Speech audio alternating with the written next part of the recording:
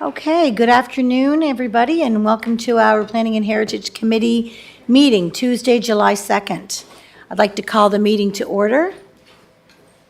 And do we have any declaration of conflicts today? Okay, seeing none, can I have an approval of our agenda? Moved by His Worship, seconded by Councillor Beck. Thank you, and I should mention that Councillor McCabe is online today. Can I have an adoption of our minutes from the previous meeting of Tuesday, June 4th? Moved by His Worship, seconded by Councillor Beck. Thank you. Any business arising from those minutes? Seeing none, we'll move right on to our reports. We have 4 today, so we'll start with Report A, which is an update on the Enforcement and Summary Proceedings bylaw, and we have our city lawyer here to report on that. So between her and Donna, I'll turn it over to you two. Thank you, Madam Chair. So the purpose of this report is to provide an update on the Enforcement and Summary Proceedings bylaw that was previously presented and reviewed at the committee level on May 7th and 16th. And during that review, the committee members requested that some concerns be responded to, and these were looked at and responses were provided by the city's legal representatives, and that was sent out to the committee members in a separate email. And essentially what that legal opinion is saying is that there wouldn't be any requirement based on the concerns to do any major amendment to the draft Enforcement and Summary Proceedings bylaw, but that there might be a need to amend other bylaws within the city. So if you have any questions or concerns, Melanie and I will do our best to respond. Thank you for that, Donna. Any questions from either Councillor Beck or His Worship or Councillor McCabe? Can I ask, I have 2 questions that when I was reading through the breakdown under the nuisance bylaw, for both of them actually, under section, 3.7A, where it says using a gas-powered electrical tool or machine causing excessive noise overnight. I was just thinking, like, when we had Fiona and we had generators and stuff, could we have a little something there to, amend that to clarify in those situations that wouldn't count? Because I'm sure if people read that, we still might get questions. And my other point was the noise. When we talk about contractors, when we've talked about this before, starting to build prior to 6 a.m. under 2.2, like engages in an activity that causes a disturbance. Is there somewhere we could add, is this the appropriate place for that contractor's bill to be included in the nuisance bylaw here too as well? Those would be my 2 questions. Thank you. Before I turn this over to Melanie and Donna, would you remind me of the 2 sections that you just referred to, Councillor McCabe? Sure. So the first one I looked at was under 3.7A, where it's talking about using a gas-powered or an electric tool or machine causing excessive noise overnight. When I was just thinking about generators that run because of, situations that we get into. They're loud, and it could be, you could interpret it into that would be loud, where people might complain. And also, I don't really see where there's a place for the contractors starting to build before 6 a.m. So I was just wondering, could we add something in for that? Yeah, I'm just trying to find it on here. What's the page number? 33. Oh, thank you. It's in, Gotcha. 32. Okay. All right, I'll defer that to Donna or Melanie. Thank you, Councillor McCabe. So just to confirm, this is under the nuisance bylaw? Under the nuisance bylaw, yeah. Sure. So I don't have a copy of that bylaw in front of me, but it's certainly something that we can take back and propose amendments to that bylaw to reflect the two requests, if that's the desire. I'm just wondering if the committee might not even think that it makes sense. But that's what I was kind of looking to see if they felt maybe that it would fit there. Those were two things So, Madam Chair, if we look at the first issue she's speaking to regarding portable machinery, that is generators and so forth, during any crisis, climatic crisis, I think that enforcement of bylaws becomes not a priority. It's not a priority. It's more about taking care of people, taking care of themselves. So I think the interpretation was that would be allowable to have generators operating if there's no power. I agree. I just thought right. I just thought maybe it should just say that, Your Worship, like maybe, except in insinuating circumstances or something. Just when people read and interpret, it could be interpreted differently, perhaps. And I understand the issue about starting construction work on sites before 6 a.m. I thought it was 7 a.m. I think it's 7 a.m., not 6 a.m., and it can't occur after 7 p.m. But that may be under, I think, Melanie, I think that might be under our summary proceedings bylaw. I'm looking at it now, which is it's on our website, and that is doing work prior to 7 a.m. and then after 7 p.m. But everything that's been done to this point, I think it's great. I think the faster that we get this, or the quicker that we get this in place to take care of those issues that keep coming up every month when it comes to unsightly, dangerous premises, that we're able to ticket these persons that are breaking the bylaw, and that we can move quickly on it rather than coming back to council. Actually, no, it has to go through Standing Committee on Protective and Emergency Services, then come to council. So, Melanie, these amendments will short-circuit that process?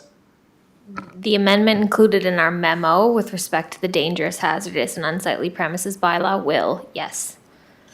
I think the quicker we can get that in place, and again, I respect Councillor McCabe's concerns, how we have to modify that, if it holds it up, the bylaw holds up it going to council for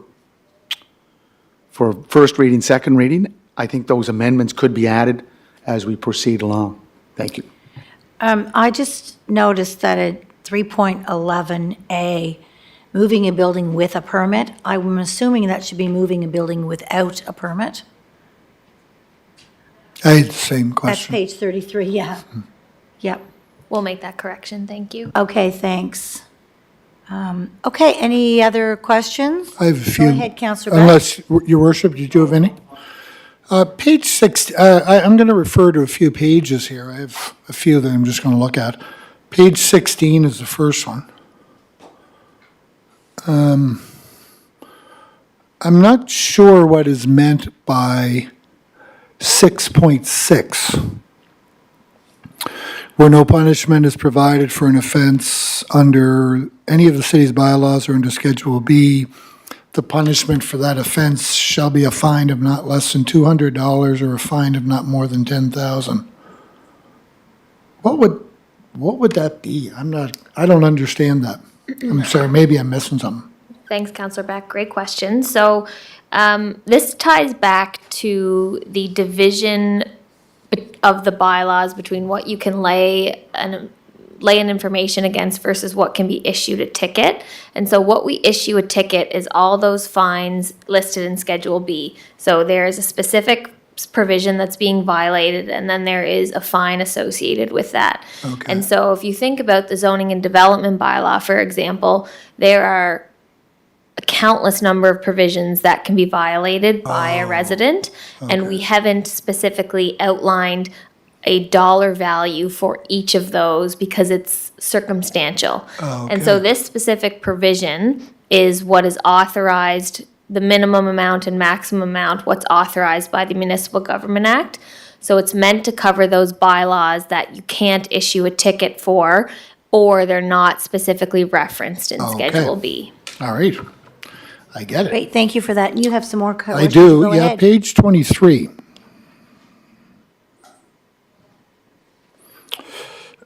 I'm just wondering about our wording under 13.2A. It says written reasons for his or her decision.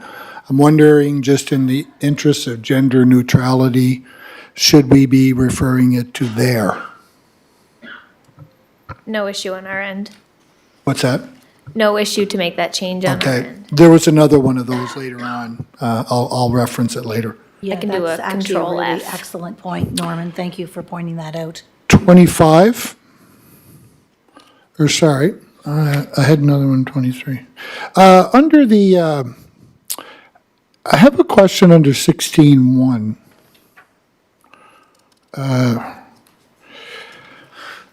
It's not really necessary, I just wrote it in here. How do we track all this?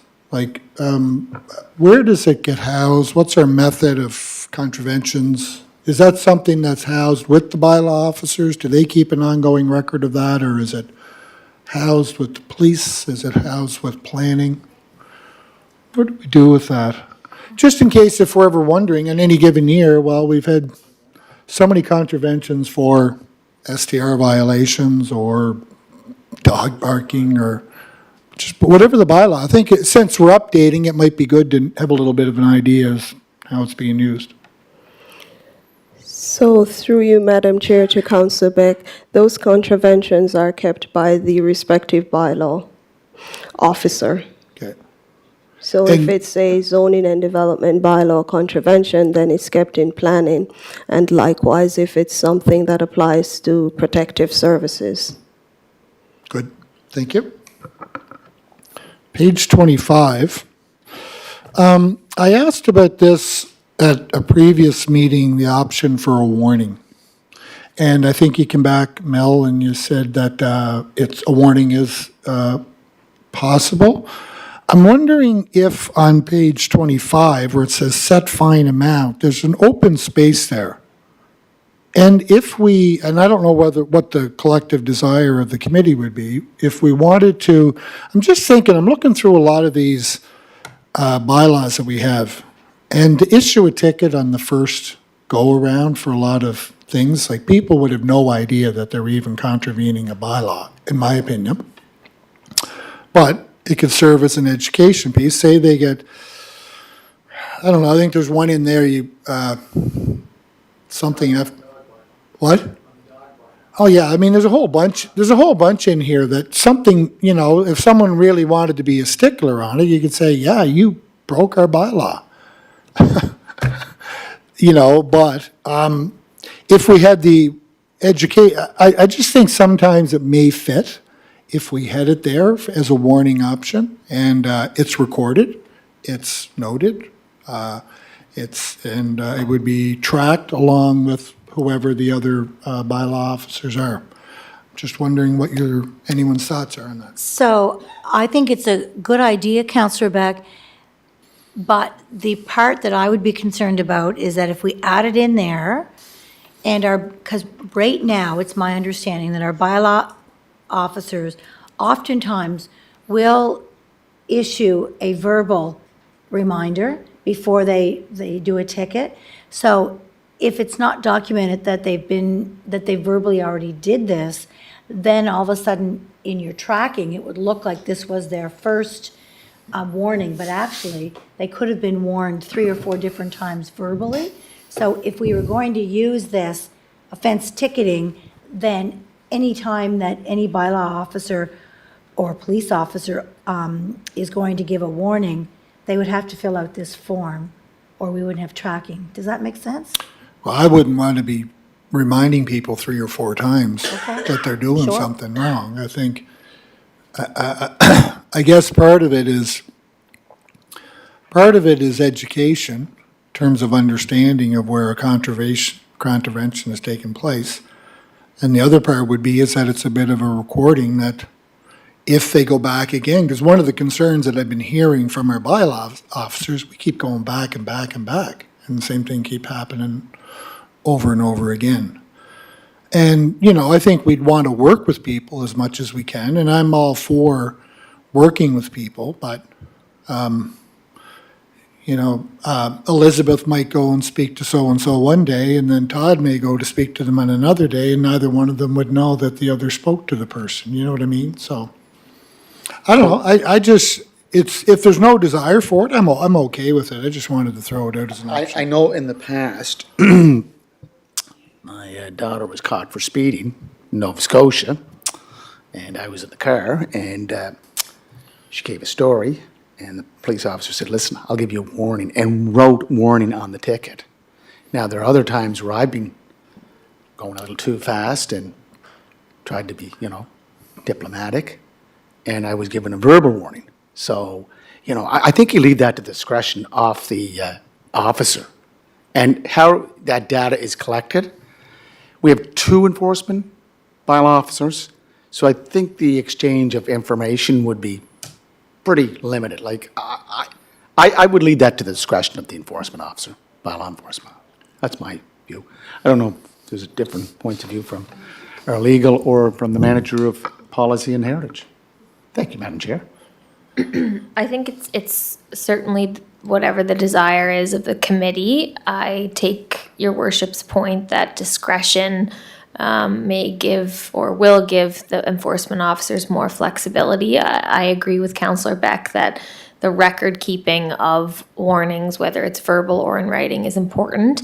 In my experience, having been involved in more than a handful of bylaw enforcement matters, they do a good job of record keeping. If there's any phone calls, there are notes recorded of those, and we as legal counsel have certainly expressed that to staff at the city, that if we're going to proceed with enforcing a ticket or collecting a ticket or prosecuting a ticket, we need as much record as possible. And the ones that the city has pursued in prosecution, it's not because they violated the bylaw one time for the first time. Yep. It's after countless warnings, countless conversations, phone calls, site visits, et cetera, et cetera.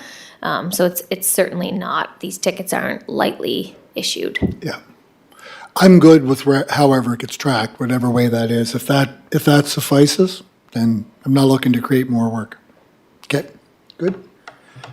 Can I keep going? So just so I'm clear, so we're not going to add that into that little box, the warning? Is that what we've decided as a committee? Okay, Councillor McCabe? I'm good with that. Okay. All right, so you can keep going then, Councillor Beck, if you wish. Okay, page 29.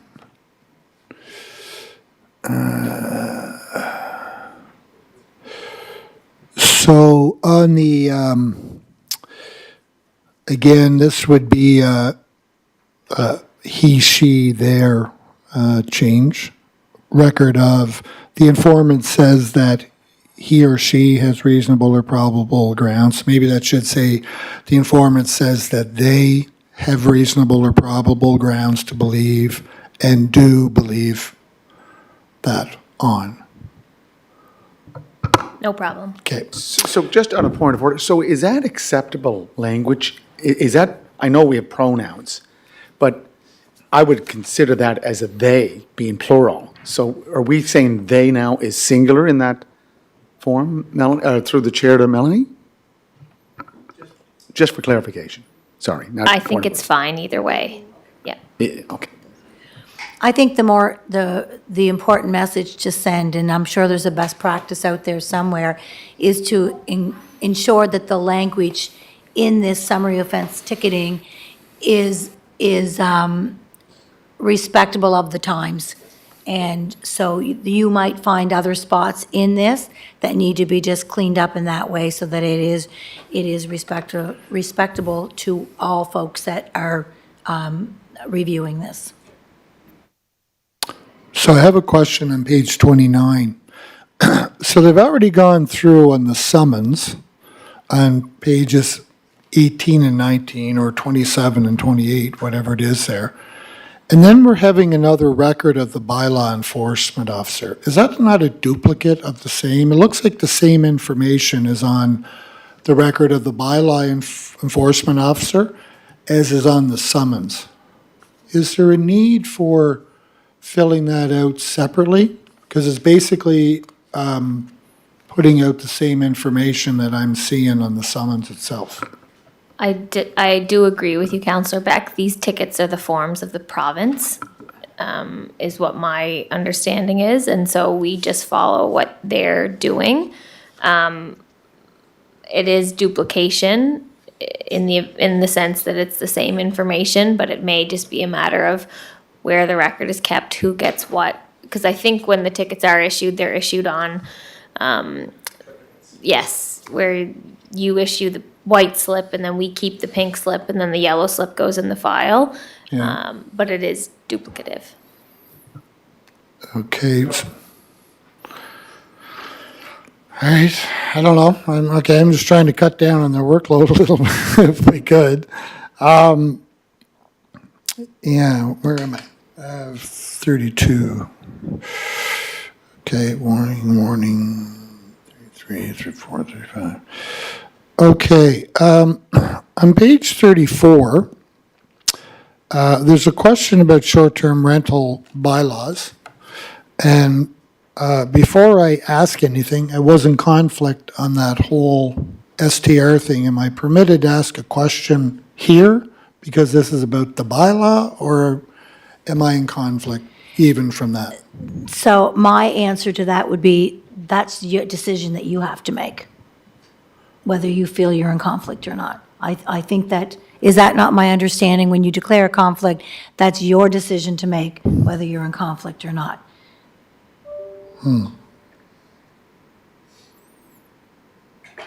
I think when it comes to any decision making, but as far as establishing rules, wouldn't it make sense that he should be ask or clarify? Maybe it's something we haven't thought That's of. kind of what I'm wondering. I'm just asking to clarify I a agree with question. Councillor McCabe. You're just talking with the rules. We're not Yep. talking about a specific application here. So No. there's nothing that doesn't preclude or prevent you from giving your opinion. Okay. Establish the parameters for the bylaw. Okay, maybe I'll ask the question. Go ahead.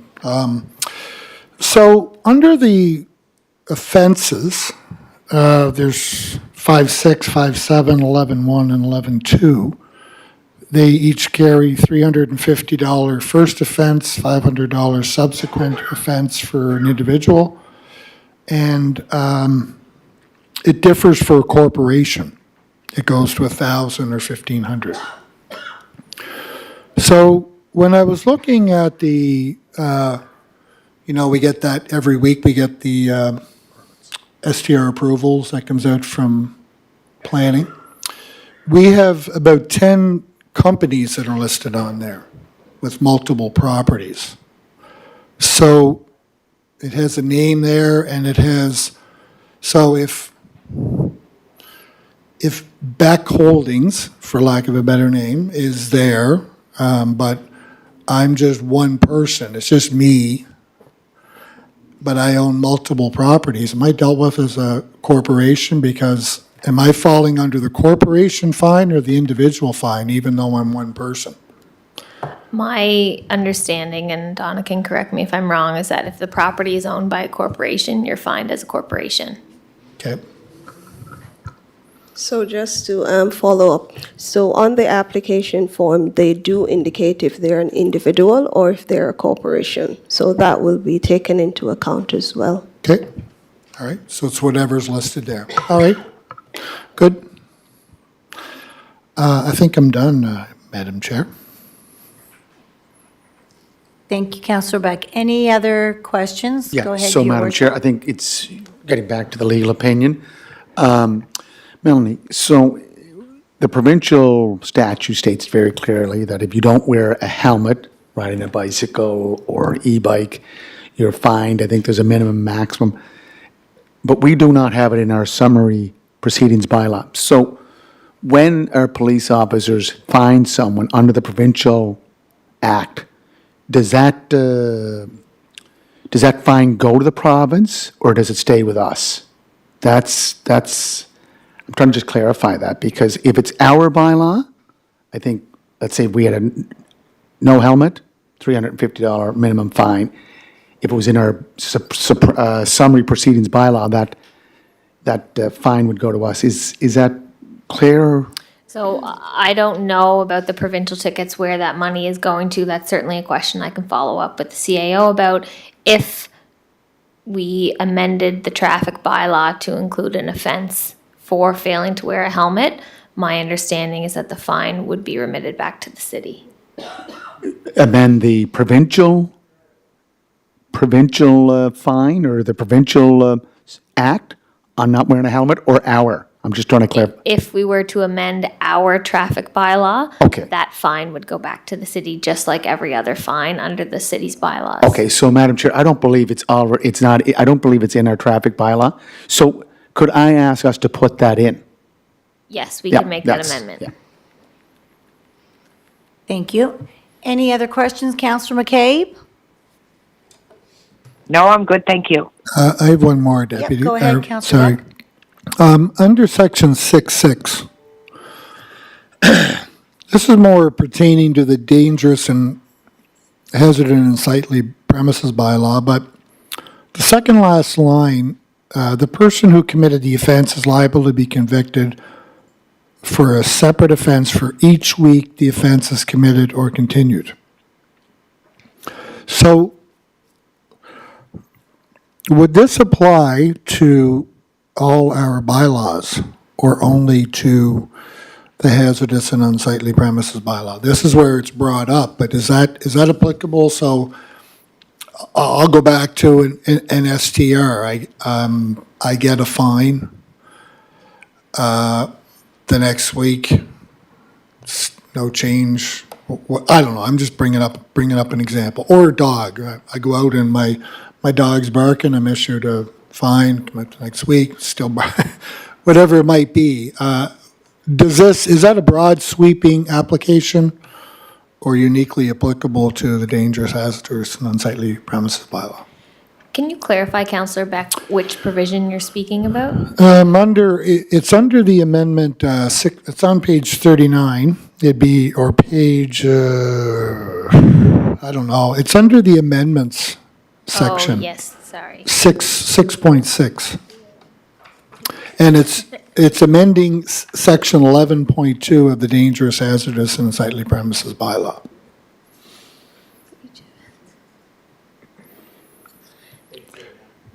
So that's applicable to the dangerous, unsightly bylaw? Only? Dangerous, hazardous, correct. Only. Okay, so if other bylaw contraventions go unattended, it doesn't apply, even though it's a week later, someone's ordered to do something and just keeps continuing? So that will depend on what is in each bylaw. The city does have the authority to issue subsequent offense tickets, or they just continue to issue a first offense ticket. That's why in the Schedule B, there is a fine for a first offense and a subsequent offense for most Okay. of the bylaws. All right. Okay, thank you. Thank you. Any other questions? Point. Sure. Madam Chair, if we're amending the traffic bylaw, it applies to bicycles, e-bikes, KEK e-scooters. Can we do that? There may be, I don't have the traffic bylaw in front of me, and there may be further amendments required in order to do that. I don't know what what a bicycle is defined as under the bylaw, but I can propose those amendments. And Madam Chair, I want to thank Donna and Melanie for the work they've brought to us over the last couple of months, several months, and it looks like we're coming down the end of that tunnel. We're seeing the light at the end of the tunnel, so when we start the first reading, second reading, then we can start, then the implementation of it will begin. Thank you. So if there's no additional questions, the recommendation from the staff is to request that council approves the proposed enforcement and summary proceedings bylaw. So do I have somebody that? Moved. Moved by his worship, seconded by Counselor Beck, that will move this on to council. So the resolution is on the floor. Does anyone have any questions on that? Go ahead, Donna. So before you proceed, Madam Chair, Melanie would need to do some amendments per the discussions here. So can we say as amended, and that would be updated when Agree the to it. resolution comes to Agree to it fully. council? Yep. For sure. So the resolution on the floor for council is that the Planning and Heritage Committee requests that council approves the proposed enforcements and summary proceedings bylaw based on the discussed amendments here today at this meeting on July 2nd. Moved. Moved by his worship, seconded by Counselor Beck. All those in favor? Counselor McCabe? In favor. Wonderful. Thank you kindly. Okay, next item on the agenda is the amendments for the building code bylaw.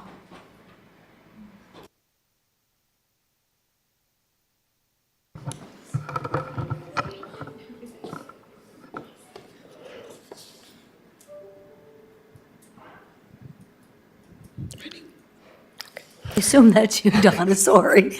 Yeah, go ahead, Donna. Thank you, Madam Chair. So the purpose of this report is to suggest amendments to the city's building code bylaw to bring it in line with the recently enacted National Building Code 2020.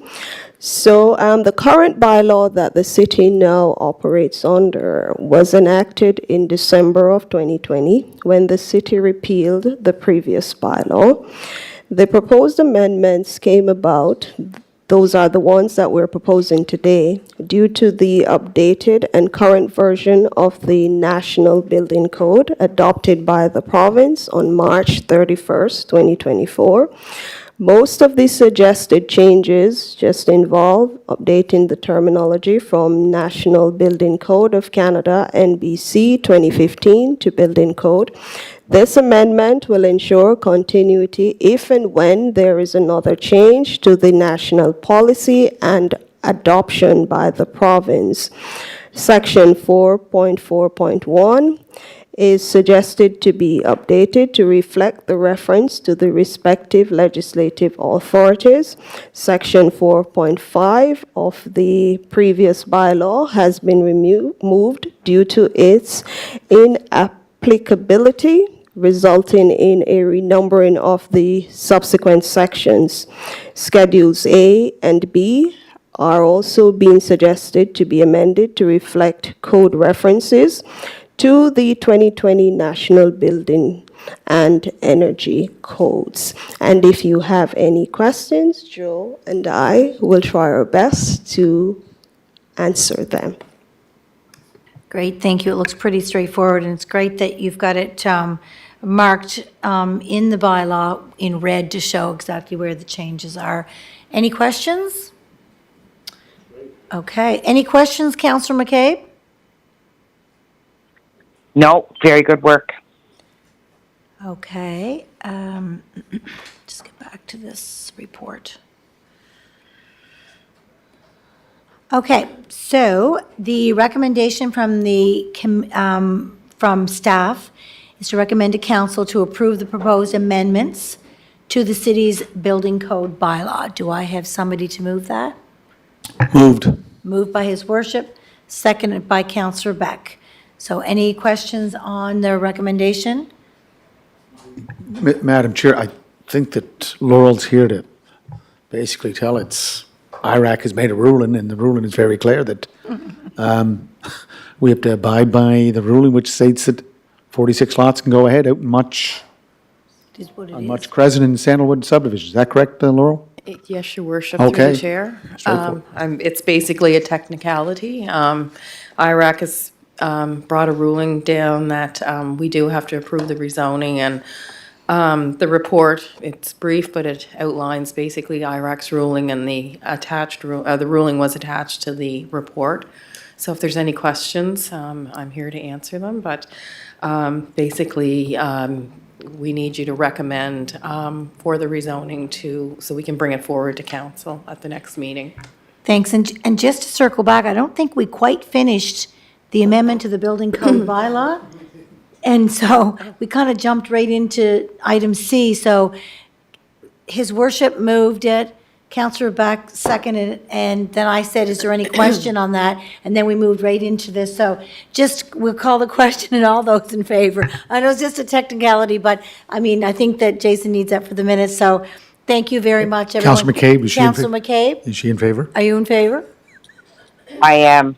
Okay, now we can Quentin Tarantino our meeting and go ahead to the Much Crescent in Sandalwood, where we just heard of the IRAC order. And back to you, Laurel, sorry.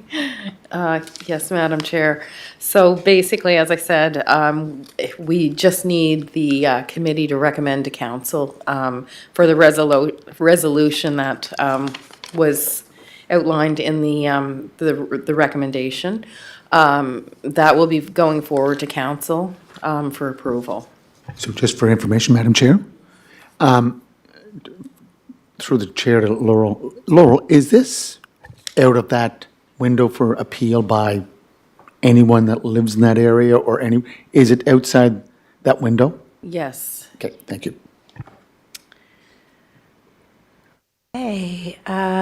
Okay, so we just need, obviously, staff is recommending the council approve the rezoning as per the IRAC order from May 2nd, 2023. Anyone want to move that? Moved by His Worship, seconded by Councillor Beck. Any questions, Councillor McCabe? No, thank you, Okay, Deputy. so all those in favor? Wonderful. Thank you very much. So we have one item left on our committee agenda. Can I just ask one question there? One of the things that was mentioned in there was they noted, and I wasn't here for this, so I'm just playing a bit of catch-up, but it sort of spoke to the importance of, I guess the big message that came out is that if there's going to be an override of planning boards or planning professional staffs, it has to be well documented. And that came out in another decision I think we had recently too, but the other thing that they made note of was that there was, I think, 7 councillors who voted in favor, but only 3 who spoke.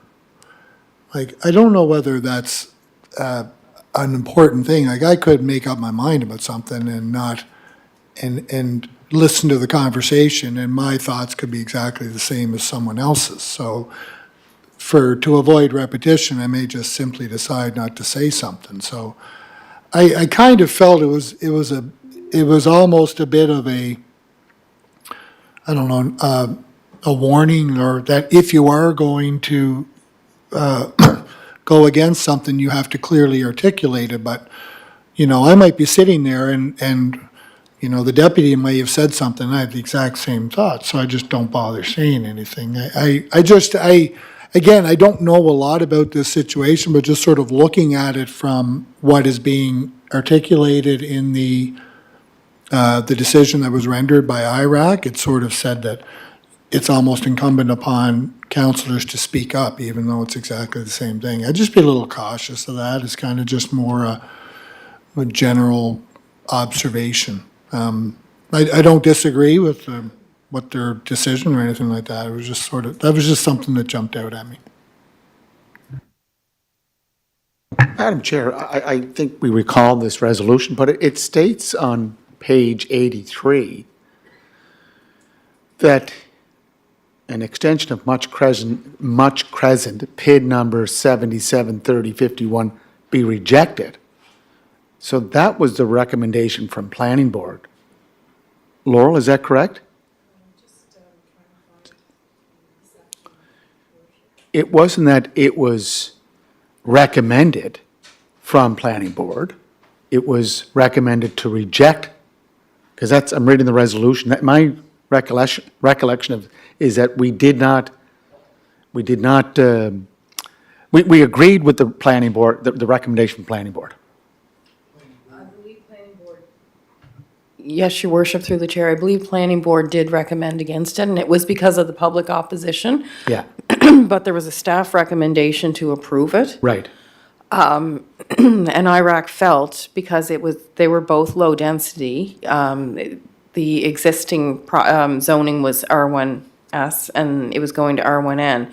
They felt that there wasn't really, the recommendation was basically turned down because of public opposition. It wasn't based in sound planning principles. Right, right. And that's not the first time this has happened, right? No, So, it's not. No, and it has happened many times, as you know, being around the table for, well, since 2002, you know what's going on. And you've seen the ups, the ebbs and flows, and I know your corporate history is very much respected, but this, as you know, was brought up in council by a former councillor who said, if you're going to agree or reject a resolution, then you have to give your reason, right? But in the House of Parliament or the Legislative Assembly, if an MLA or an MP votes against a resolution, that doesn't mean that every 335 members stood up and gave their opinion of why they agreed or disagreed, or the 27 members in the House Legislative Assembly. So I think, I know where IRAC is saying that city council and the planning board are trying to be planners, but they're not planners. But what we hear and what we take back to this chamber, based on recommendations from the planning board, heritage board, or public consultation, is maybe not based in planning principles, but it's based on what we see as part of the process of developing a community. And just remember, I've heard it many times, if it's not harmonious with the community or the neighborhood, then, and that is in our official plan. That's and I know one person that used it a lot, who sat in that chair just behind our chair, that said, well, if it's not harmonious, then we shouldn't be accepting it.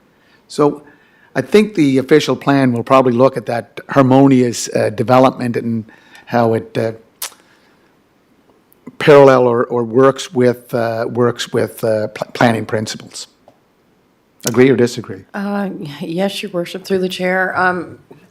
Harmonious development, it's a hard thing to gauge sometimes, especially when you're dealing with two single detached dwelling type uses. The only difference in the request was a little bit narrower frontage. So to be able to qualify that as our unharmonious development is really hard to do, because they're like developments. Now, if you were comparing industrial uses to low density, that definitely is able to be qualified as unharmonious, because there are effects from that type of development adjacent to low density residential. But there shouldn't be any negative effects with locating a single detached dwelling that's on a lot that's a little bit narrower than the dwelling next to it. I mean, we see it all through our downtown in the original 500 lot area. We've got, the urban fabric in that area is varied throughout the whole downtown. But we have to remember, Madam Chair, excuse me, but we have to remember, when you compare the 500 lots to other parts of the city, I don't think it's apples to apples. I grew up in the 500 lots, so houses were next to each other because that's how they were built back in the 1700s, 1800s, 1900s. And then planning principles, fire regulations, so forth, became part of how we put plans into place. But the reason I bring this harmonious development up is that if we're putting together, and this is a signal to Donna and David and Mike Russ, is that if we include that harmonious development in the official plan, then that's going to be interpreted many different ways. So if we're looking at one lot, 4 dwellings, then that's harmonious development. If we're looking at making that a policy or a planning, I'm not going to say planning principle, but a zoning development-ish bylaw, because we need more density, and we can't be going out, we have to be going up. So, yes, Your Worship, through the chair. I've dealt with that section in the bylaw for many years on harmonious development, and I think you can remember one we dealt with on North River Road early in my career. I'm going back to North River Road, yes. So to just have a section in the bylaw or the official plan that just says on harmonious development, it's very ambiguous. You need to have qualifiers to identify, well, how would you interpret what is on harmonious development? How would you qualify something as on harmonious development?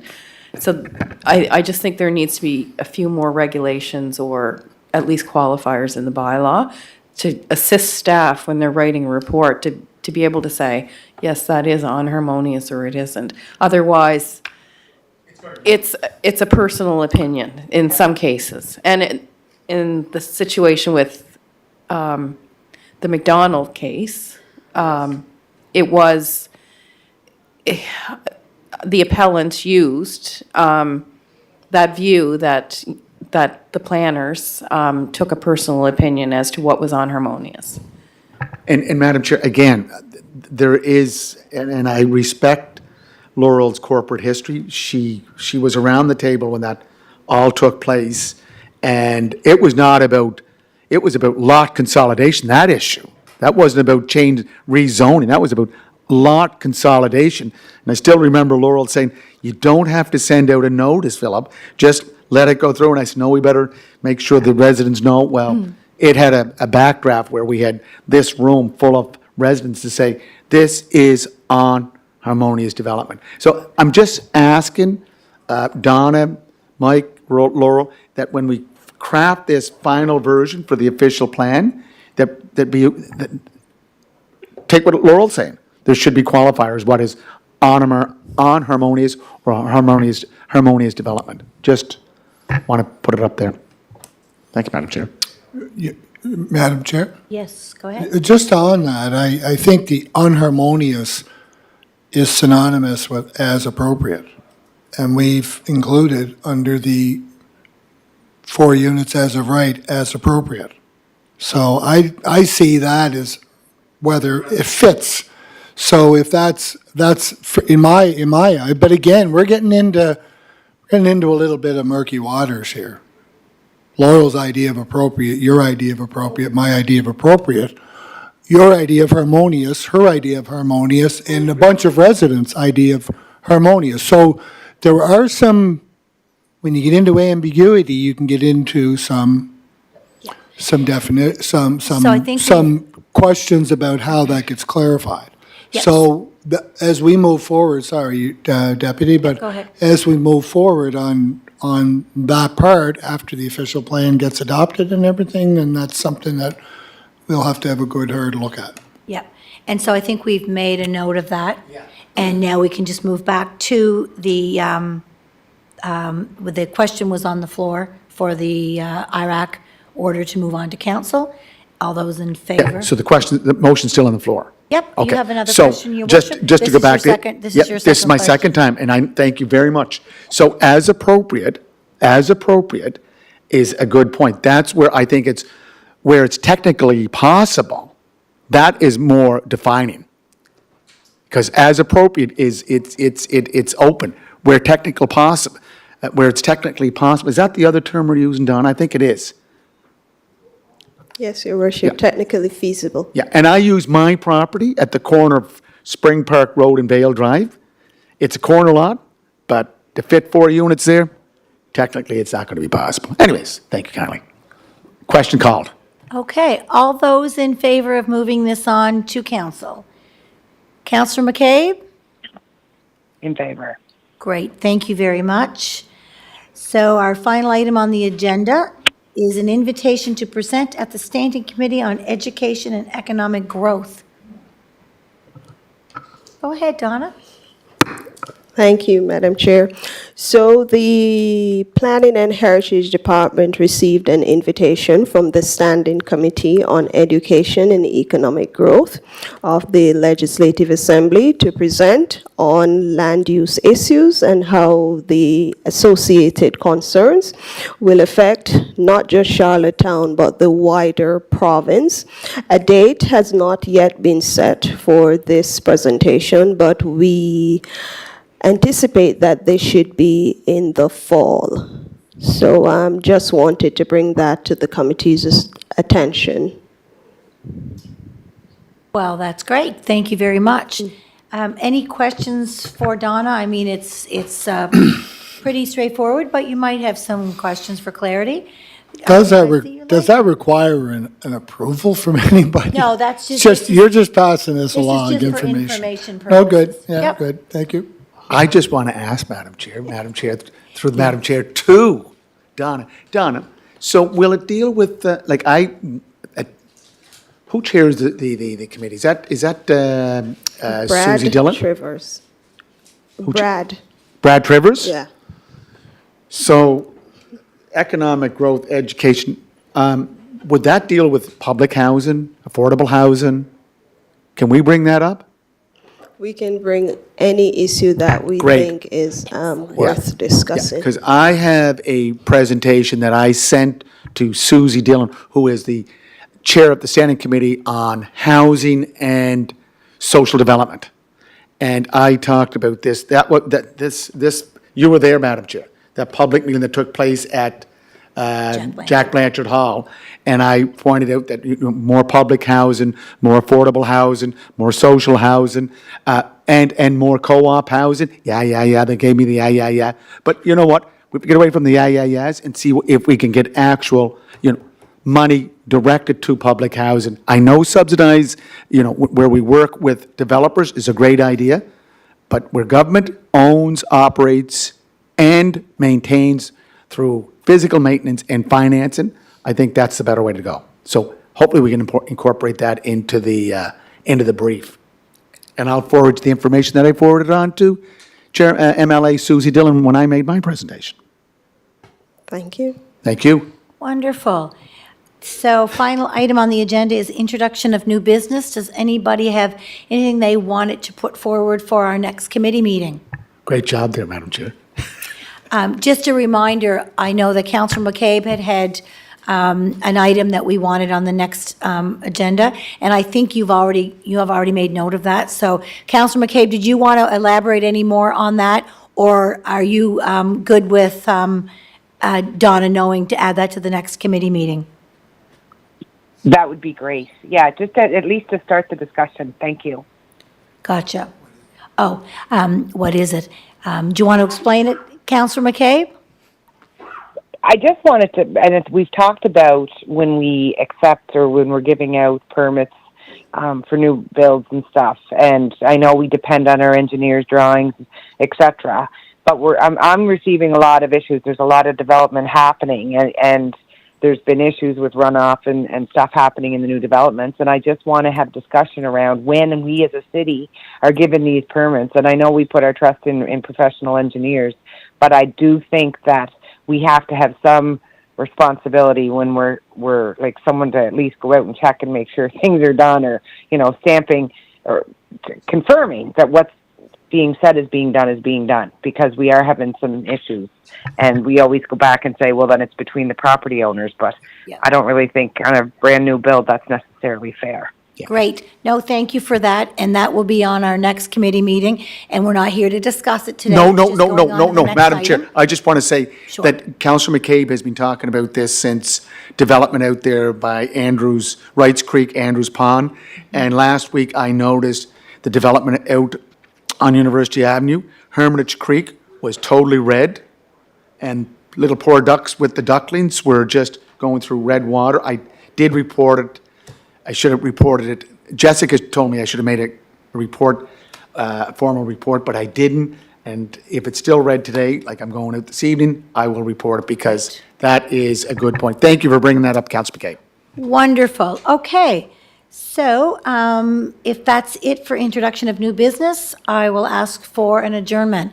Moved by Councillor Beck and seconded by His Worship. Wonderful. Thank you very much. Do I join?